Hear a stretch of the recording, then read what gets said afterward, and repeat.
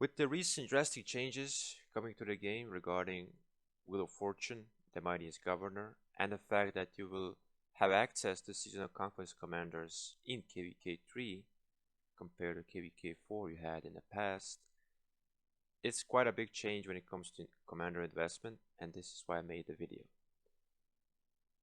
So let's start things off with infantry. When it comes to epics, you probably won't have anything better than Yuan Sansu for KVK 1.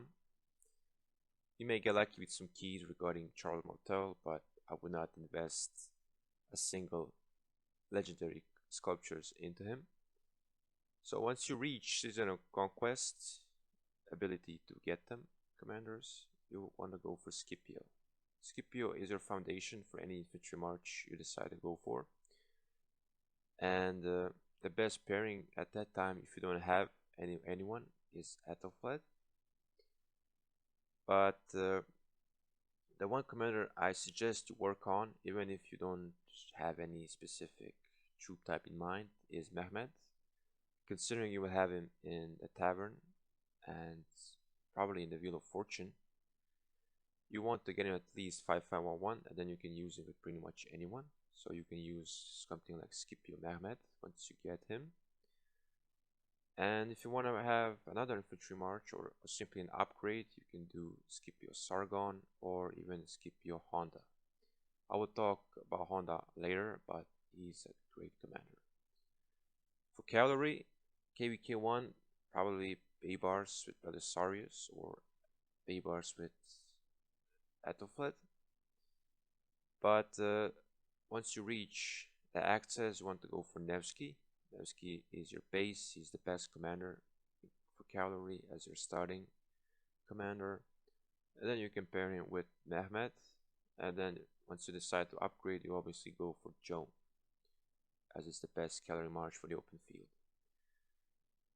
Archers are dicey because you don't want to really invest in YSG anymore if you haven't already. If you have, then I suggest you max him still because you don't want to have him half done. So once you reach KVK 3, you want to go for Boudica. And for KVK 1, you want to go for something like Herman Kusunoki as your OG march. But then you can go for like Tatmos because he's like a similar commander to Mehmet, where you can get him from the tavern, the Wheel of Fortune. So you're getting into 5511 is a great pickup. You can use him with Mehmet. And I placed Togni here as a placeholder for Zugay Liang. But before you invest in Zugay, I think you should invest in Boudica first because she should be the primary, and she's just a great base for any archer march you want to have. So Tatmos, Mehmet before Boudica and Zugay Liang. Now dimensions are someone, if you started working on Alexander, you should finish him. So you can pair him with someone like Scipio. You can pair him with Sargon. I did not put Guan on this list because I think he is on his way out and he is not going to be as good once you reach KVK 3. Saladin is someone who is now from the Wheel of Fortune as well, but I would not use him. I would not invest in him because I think he is pretty much outclassed this season of Conquest. But his museum buff will be here soon, but